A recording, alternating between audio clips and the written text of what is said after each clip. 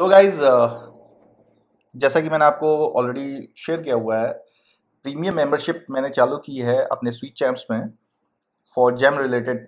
जो भी वीडियोस होते हैं वो शेयर किए जाएंगे प्रीमियम मेंबर्स को विद इन डेप्थ नॉलेज। अब जैसे एक छोटी सी सर्विस है फोटोकॉपी सर्विस, इसको मैं ऐड कर रहा हूँ। तो एक अपने कस्टमर है उनके लिए सबसे पहले मैंने स्टेट सेलेक्ट कर दिया। देखिए स्टेट जो है हमेशा ये ध्यान दीजिए ऑल ओवर इंडिया नहीं सेलेक्ट करना है आपको। रीजन क्या है कि अगर हम बात करें लेह लद्दाख की या फिर अगर हम बात करें किसी बॉर्डर एरिया की, जैसे उत्तराखंड में भी बहुत सारे बॉर्डर एरिया पड़ते हैं, आपके स्टेट्स में भी पड़ते होंगे, तो वहां पर भी आपको फिर सर्विस देनी पड़ेगी। अगर आप उसको बिट्रे करते हो उस सर्विस को, तो जो कॉशन मनी आपने भरा हुआ है ना वो लैप्स हो जाएगा। तो बेटर ये रहेगा आप स्टेट वाइज इसको आप सेलेक्ट करें और करेक्ट स्टेट ही भरें। जैसे कि यहाँ पर मैंने राजस्थान और गुजरात डाला हुआ है। फिर इंस्टॉलेशन ऑफ सर्विस यहाँ पर मैंने डाला हुआ है ऑन साइट। तो जो हमारे सेलर हैं या सर्विस प्रोवाइडर वो चाहते हैं कि बायर लोकेशन पे ही सर्विस इंस्टॉल हो, क्योंकि देखिए राजस्थान गुजरात दो स्टेट में वो सर्विस दे रहे हैं और राजस्थान में भी कितने सारे डिस्ट्रिक्ट होंगे, गुजरात में भी कितने सारे डिस्ट्रिक्ट होंगे। इट इज़ नॉट पॉसिबल कि वो अपने ऑफ साइड से वो कर सके, तो ऑन साइड ही ये सर्विस दे रहे हैं। फिर आता है number of days in week, कितने दिन का काम रहेगा, मतलब एक जो बंदा भी तैनात होगा या फिर जो मशीन होगी एक हफ्ते में कितने दिन की सर्विस देगी। तो यहाँ पर 6 दिन का रहेगा उनकी तरफ से, तो वो मैंने डाल दिया है। शिफ्ट फॉर ऑपरेटिंग मशीन, कितनी शिफ्ट में वो मशीन काम करेगी, 1 2 3। 1 2 3 का मतलब ये समझ लो कि आप 8 घंटे की शिफ्ट मान के चलो। एक दिन में 8 घंटे की शिफ्ट है, अगर 2 शिफ्ट में काम कर रही है मतलब 16 घंटे काम कर रही है, 3 शिफ्ट में काम कर रही है मतलब पूरे 24 घंटे की सर्विस दे रही है, तो वो 3 आ जाएगा। तो यहाँ पर उन्होंने एक का बोला है तो एक हमने डाल दिया है। ऑपरेटर कि वो विद ऑपरेटर मिलेगा या विदाउट ऑपरेटर, तो उन्होंने बोला विद ऑपरेटर डालना है, तो विद ऑपरेटर मैंने सेलेक्ट के लिए। आपको लगता है विदाउट ऑपरेटर और विदाउट ऑपरेटर सेलेक्ट कर सकते हैं। पेपर, पेपर कौन देगा, तो उन्होंने बोला मैं खुद ही दूंगा, अदरवाइज अगर बायर प्रोवाइड करता है तो बायर वाला भी आप ऑप्शन सेलेक्ट कर सकते हैं।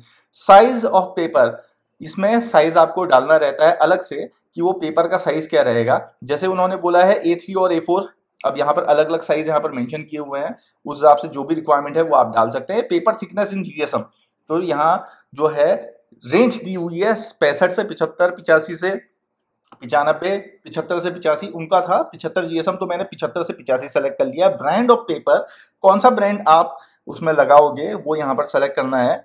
तो अगेन क्योंकि पेपर जो है सर्विस प्रोवाइडर देने वाला है, इसलिए ऑप्शन आप लोगों को भरना पड़ रहा है, अदरवाइज नहीं भरना होता। कलर टाइप कि ये मोनोक्रोम मतलब ब्लैक एंड व्हाइट रहेगा या कलर रहेगा, तो उन्होंने बोला ब्लैक एंड व्हाइट, तो ब्लैक एंड व्हाइट हमने डाल दिया है यहाँ पर।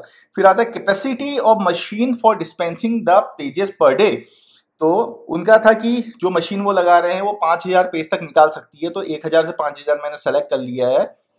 रिजोल्यूशन DPI मतलब मशीन, हर मशीन की अपनी एक विशेषता होता है, उसका रिजोल्यूशन कितना है। इनकी मशीन का 200 था तो वो 200 डाल दिया है। वो आपको चेक करना पड़ेगा फोटोकॉपी मशीन में, और या फिर उनका जो हैंडआउट या मैनुअल मिलता है उसमें देख सकते हैं। ये जो मशीन न्यू था न्यू डाल दिया है, अदरवाइज यहाँ पर अलग अलग एज होगी।